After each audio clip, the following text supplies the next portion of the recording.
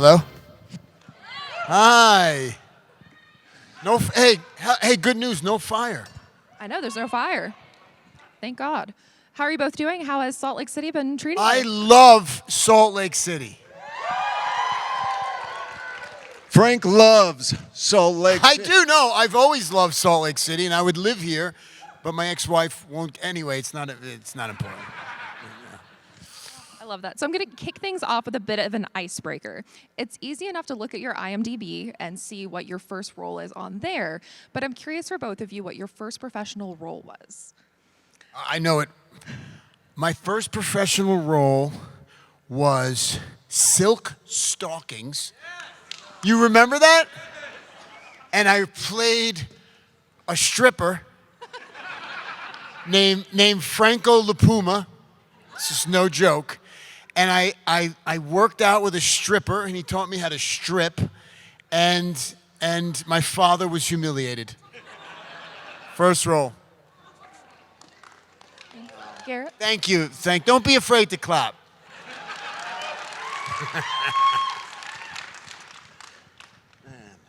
I wish I could remember what the title of this one ended up being, but there's two here. My junior year of high school, I skipped prom to be an extra in a biker film with Casper Van Dien and Patrick Muldoon. And then I heard that it never finished shooting, and then all of a sudden, a few years ago, I think it popped up on Netflix, and I fast forwarded through to see if I was still there. Did you make it? And there I was in frosted tips, some puka shell necklace, jumping behind a dumpster because the bikes were coming through, and it was out Wait there. a minute, puka shells? And my girlfriend at the time got me in, Anyway. I love that. And then the next year around prom time, I was in Malta shooting Troy. Yeah. So, Right around there. See, and that other role is not on your IMDb. Wow, I'm very loud. That other role was not on IMDb, so learn something new. I love that. I know we can't talk like Peacemaker spoilers at all, but I want to talk with you about the dance. How was that learning the dance for the opening scene For Peacemaker Peacemaker season 2? It was the worst 2 days of my life. The worst two. I mean, it was like we were rehearsing for Cats on Broadway. And James Gunn took it very seriously, and I didn't think I was going to have to do it. And he's like, "What do you mean you're on the show?" I'm like, "Yeah, but it's the set." He goes, "You're doing the dance." So I had to rehearse this thing for like 2 weeks with a dance coach, and I was miserable. But it came out okay. But if you ever watch Peacemaker and you'll see me crack a smile at the end where they all jump on me. I think you should give us just a little taste of the dance at least.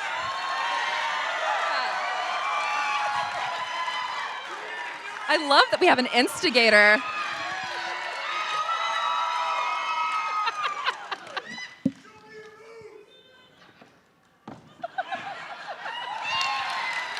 Bam. Bam. You have made peace with this audience. I certainly have. I'm a dancer, and a dancer dances. And you did it. I think we have a few fan questions. Let's start with you right here. What's your name and what's your question? My name's Michael. My question is for Frank. With your martial arts background, has it helped you prepare for any of your roles and stunts for the roles you've taken on? Oh, great question. With my martial arts background, has it helped me prepare for roles? Every role. And it wasn't until I did a movie called Warrior, which was a combination of martial arts and acting. Thank you. But every role, there's a discipline and a physicality, and so being connected to myself physically always helps in every role I prepare for. Great question. Thank you. What's your name? What's your question? Hi, my name is Leah. My question is the scariest moment you both experienced on Tulsa King. Scariest?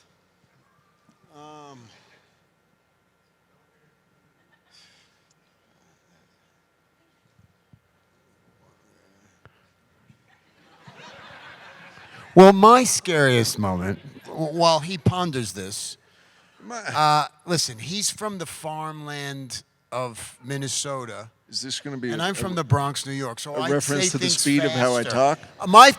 The scariest thing for me is this. So, there's a guy on the show called Sylvester Stallone. Yeah, may I heard of him. Who's Rocky and Rambo. And so I grew up watching this guy. And my scariest moment was my first day when I was watching him walk towards me because we were about to do a scene, and I was like, holy shit, that's Rocky. And I was like, I'm going to get found out here. Like, he really knows what he's doing. And so that first day was probably, as an actor, one of the scariest days. And then we just became buddies. And, now we're all we just send each other emails and FaceTime videos and stuff. And it's a lot of fun. But I was a little intimidated. That's beautiful. Yeah, I can't think of one to top that. Great question. Way to go, Garrett. What's your name and what's your question? Hi guys, my name is Mason, and my question is... No, it's not. What's your real name? Mason, seriously. Mason. I'm so serious with you right now. All right, go ahead. I can, my name is Ordaz. my last name. My question for you guys is, what is a role for both of you guys that has ultimately changed your guys' lives and you have seen change fans' lives? You can answer this one. A role that changed my life was Troy, my first film. I mean, to come out and have a dream of becoming an actor and aspiring to everything that it encapsulated, to have my first film be there with Brad Pitt and Peter O'Toole and Brendan Gleeson, Sean Bean, Brian Cox, and the likes of all that was it was the first unbelievable thing that really ever happened in my life. So yeah, I mean, changed the fans' life. Come on, we're at Comic-Con, so then along came Tron. Yeah! It's a whole different field. I mean, if this were a football field, then we would have gotten the Friday Night Lights cheers. That's right. Well, for me, it was what changed my life was the movie Warrior with Tom Hardy and Joel Edgerton. And but I think what changed for fans was Captain America, was Crossbones, and there are no small roles in the Marvel universe, and so I was amazed at how impactful that was with fans, and very appreciative. Yeah, great question. Great question. What's your name and what's your question? Hi, my name is Keith. This one's specifically for Garrett. So what is your favorite epic scene from Tron Legacy? My favorite scene is Sam's first time seeing his father. Being reunited with a father that was absent for the majority of his life, and just the vulnerability that we got to bring to the grid in that moment and that scene, to bring sort of outside realism into the technological environment was beautiful. But I've met so many people here that it's really profound how many people come up to me and say that the father-son dynamic within Tron really changed their life. I mean, or saved their life because they completely related to it so much. And I don't think I realized then, certainly, how many people would have had that reaction to that. So it's been very humbling, beautiful, nurturing for everybody's stories that everybody tells me here. So it's beautiful. Thank you. And you know, you guys may not realize this, and me as a fan of movies and movie stars and being affected, it's like when you guys come up to the table or wherever in the street and you say, "Hey, man, I just need to tell you, you know, I was going through this and I watched your film and it's just, that's a huge thing for us. It's like that because we never know like what we do matters a lot of times, and when you guys, you don't realize the power you have when you come up or you're willing to come to Comic-Con and like share your story. It's like that makes us go home and go, oh wow, we're actually doing something, you know? So thank you. Yeah. I did want to follow up on Tron. Is that a universe that you would be interested in going back to? I know the director of Tron Ares had said a number of actors chose not to come back for Ares, but you know, maybe if this does very well, I think Sam might be mentioned in it, but is that, you know? Yeah. Yeah. Yeah. Well, talk to me first because it's about money, and I manage his finances. No, it's look. I can't wait to watch what they did with this, what they did with Ares. I'm so proud of everybody involved.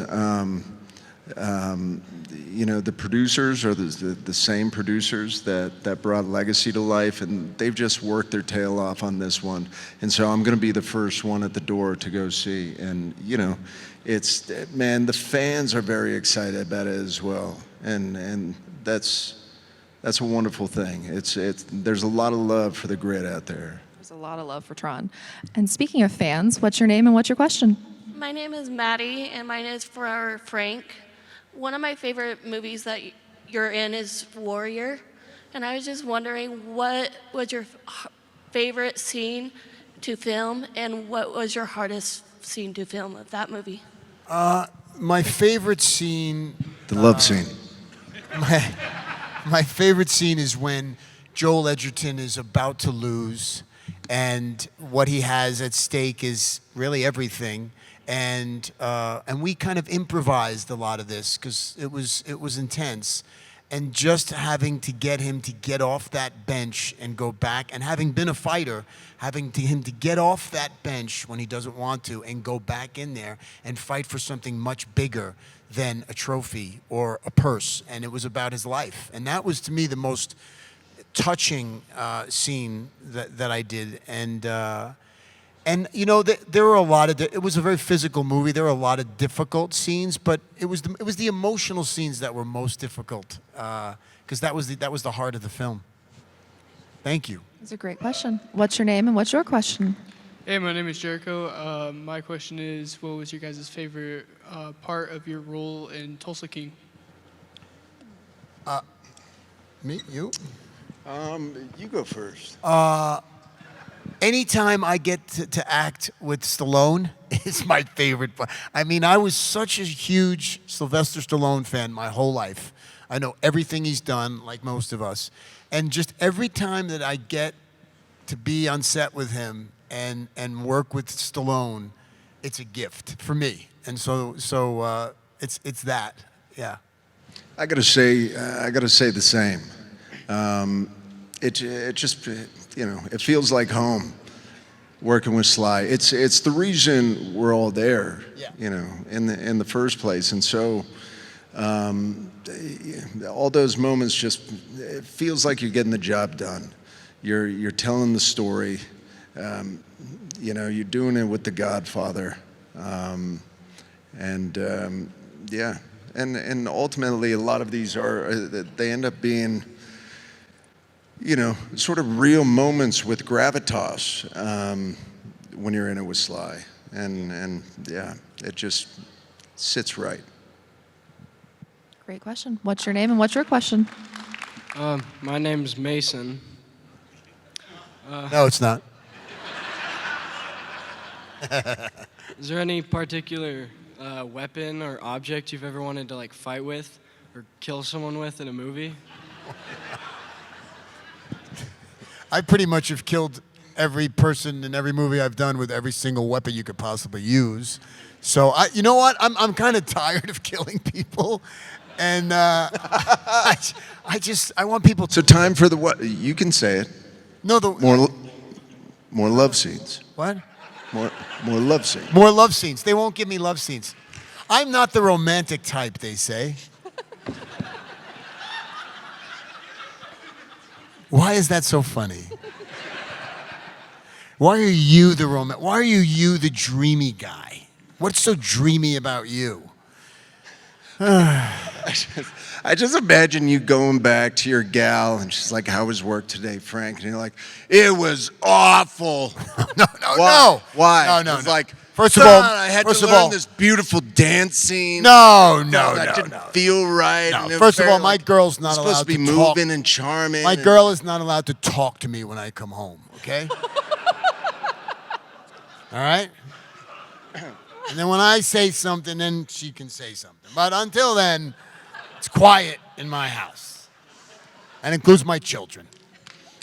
Anyway, it works for me. It's not for everyone. So no rom-coms for you in the future? I've been divorced twice. It's not working. Guys, we're here every Thursday. Thank you for your... Go ahead. Okay. Thank you for your question. What is your name and what is your question? My name is Sorsha. This question's for Garrett. See, all the girls and women and ladies ask Garrett the questions. Just hold on. She's asking a question here. Sorry. Go ahead, Sorsha. I love your dress. My son's favorite movie is Tron, and then the first movie I saw you in was Troy. What was your first impression or interaction with these big, heavy hitter actors like Brad Pitt, Eric Bana? What was that first conversation like, or what's the first thing you said to these actors? Man, I think the relieving thing was that they were all filled with such ease, and they even though I could have been doe-eyed or been extremely sort of nervous or intimidated or really maybe not,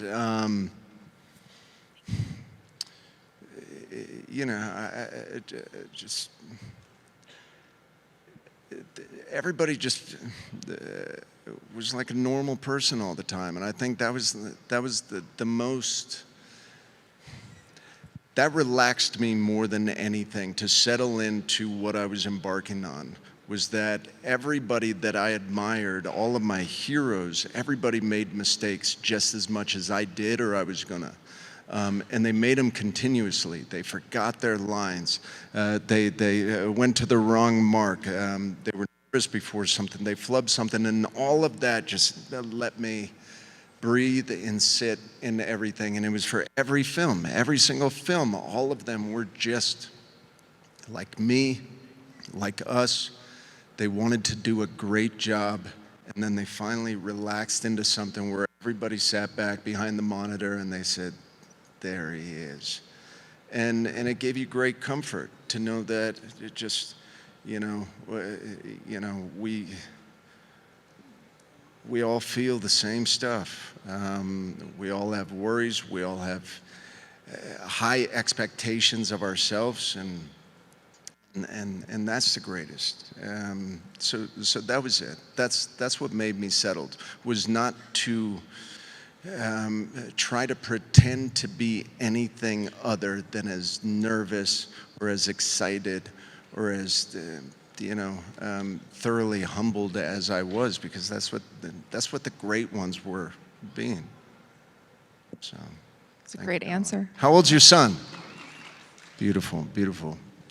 Thank you for your question. What's your name and what's your question? It's on? Okay. My name is Christy, and this is actually a question for Frank. And I'm originally from Tulsa, so thank you for showcasing my hometown. My dad and I, we love watching it and seeing all of the different places that I grew up and so forth. What's your honest impression of my home state? And what was it like to film the elevator scene in Captain America? That's my husband and I's favorite scene. Was it improv or was it choreographed? No, it's very choreographed. First of all, we shoot Tulsa King in Atlanta. What? But I've shot first season we shot. First season was, but I've shot four films in Tulsa. 4. with a guy named John Swab, who's from Tulsa and is now a big director. But I love Tulsa. Tulsa's a great little artsy community, and it's I love it. I would live in Tulsa. It's a great place. The elevator scene, for those of you who've seen that movie, was a 7-day extravaganza. We shot that for a week plus, and it was very choreographed, and everybody was very black and blue, especially Chris Evans, because I like to hit him. And it's turned out to be one of the more iconic Marvel scenes, you know, is the elevator scene. So, yeah. Days because of trying to get everyone in the right position and... No, it was 7 days of them having to get it right. Do you know what I mean? And so there were a lot of moving parts, and Kevin Feige was on set all day, and it was about getting it right because it was an important scene even back then. So yeah, I never had done one scene so long in my life. Thank you so much. Yeah, Thanks for coming to Salt Lake. Thank you for finally asking me a question.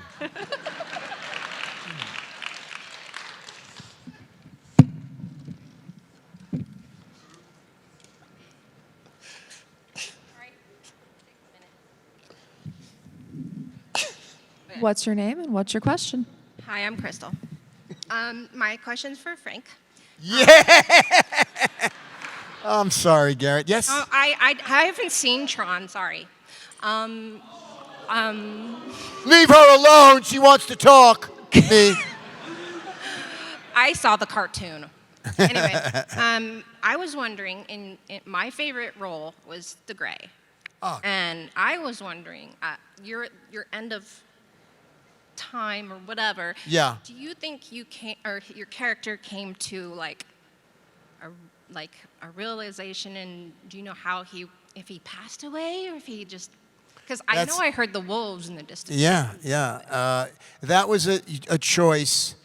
There was a different ending to that, and it was a 13-minute scene where I kind of surrendered to death with Liam Neeson and Dallas Roberts there, and I had this same question for the director and writer of the movie, Joe Carnahan, and we kind of pontificated for about 2 hours by a river in very cold Canada.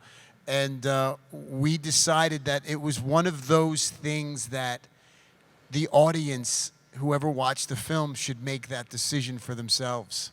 And so, but as far as I was concerned, as the actor in the movie, I was giving up. He was kind of an asshole, right? Yeah, he kind of was, but I think he kind of, and this is the thing about great movies, is when characters start out in a certain way, and you know, especially in extreme circumstances, and something happens and they evolve, and you know, and that's the great thing about being human beings, is no matter what we do, we can fix ourselves, right? And we can understand ourselves to a point where we evolve into a much better person.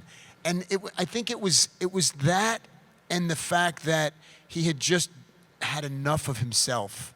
Yeah. And he was ready to die. Whether he did die, you know, there was nobody there saving him, that's for sure. So, but that's a great question. Thank you. Yeah. Great question. Gotta go back to work. We are down to the final 4 minutes. What's your name and what's your question? Hi. Sorry. I'm Grace, and I have a very important question for both of you. How many seagulls would you have to find in your house before you got suspicious of someone putting them there?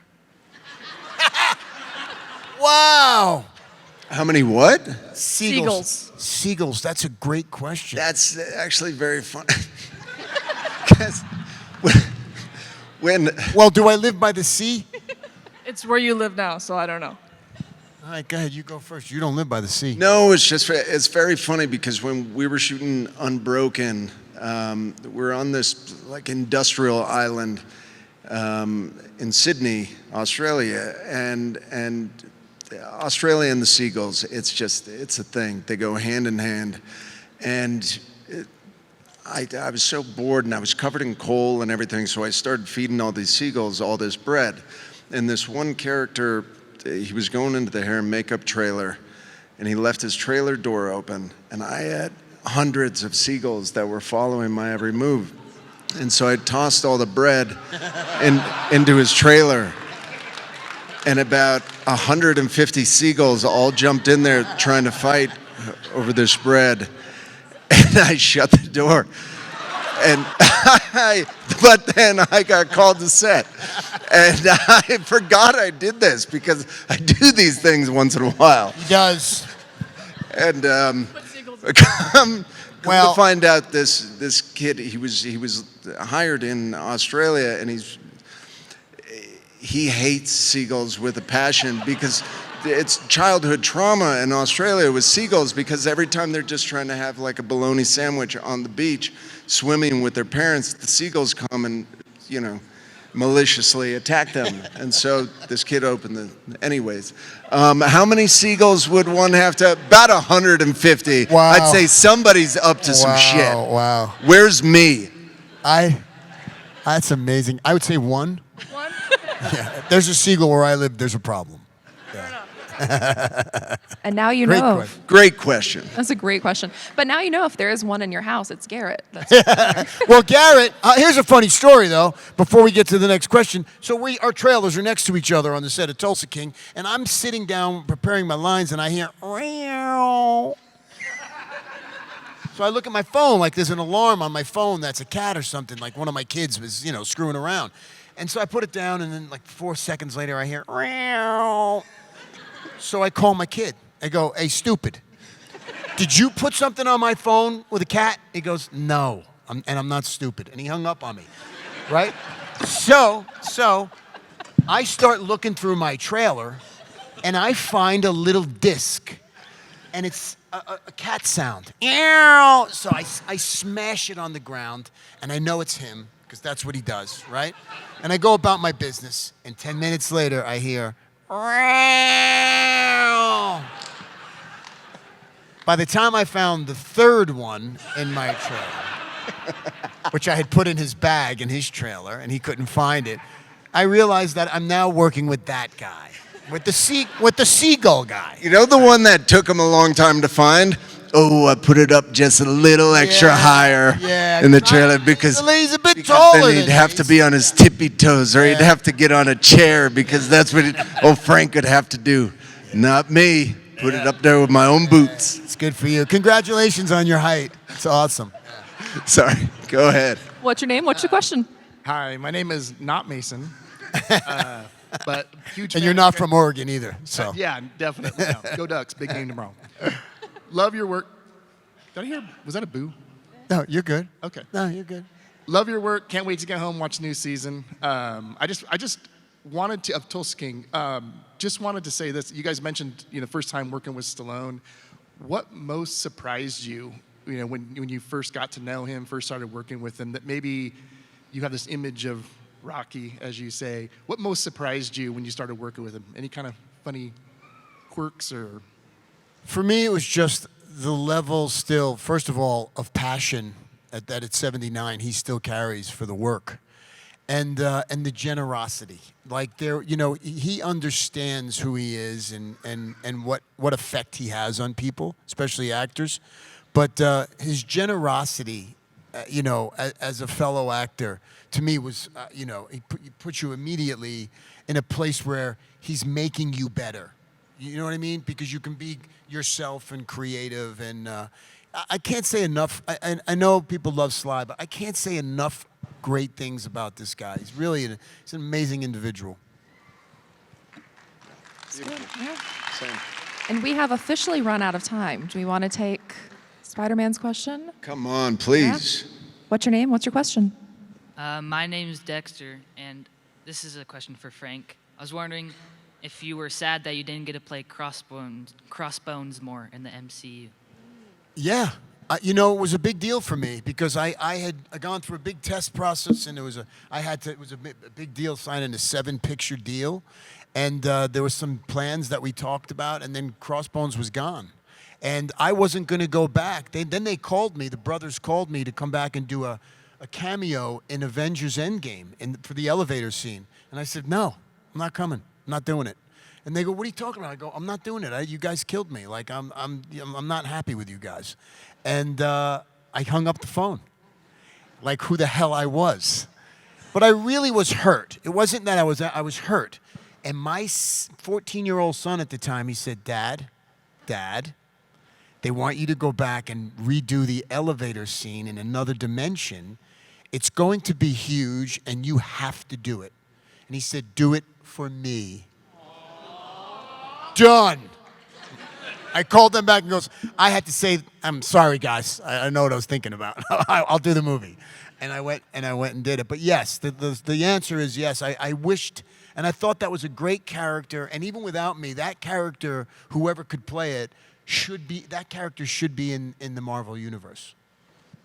It's a great question. Yeah. Thank you both so much for coming out here this afternoon. This was That fantastic. was beautiful. And thank you all for coming out this afternoon. This was great. Thank you both. Go home and watch Tulsa King. Thanks. Yeah. You guys are awesome. You guys are awesome. One more. Okay. Hi, I'm Stella. We loved you. This is for Garrett, right? We loved you in Country Song, especially my mom right there. Do you have plans to make any more music? Yeah, I'm releasing a song next month. Yeah, and we're gonna put, it's funny, the discussion, we're gonna put this album out, but because the last, 2.5 years have been so busy, we were gonna put it out 2 springs ago, and now it almost feels like that it's kind of been some long-awaited album, when really it's just a lot of songs that were just moments that meant something to me, that were fractions and little parts of the day, and it's kind of lingered. And so I want to put it up because I'm proud of them, and they're very pretty, and so those will all come out. But yeah, I'm going to release a song by the end of next month. By the way, if you guys, if you love country style music, this guy actually is amazing. Kills me to say it. And Spotify. You're on Spotify, right? Oh. He's amazing. He's a great songwriter and he's a great singer. And he played a song for me once in the car, and I'm like, "Holy, who is that?" He said, "It's me." And I went, "Oh no, you look like that and you sing." It's not too late to put out your own album, Frank. I'm just saying. Well, let's put our hands together one more time for Frank and Garrett and thank them for coming out. Thank you, Don. Thank you both.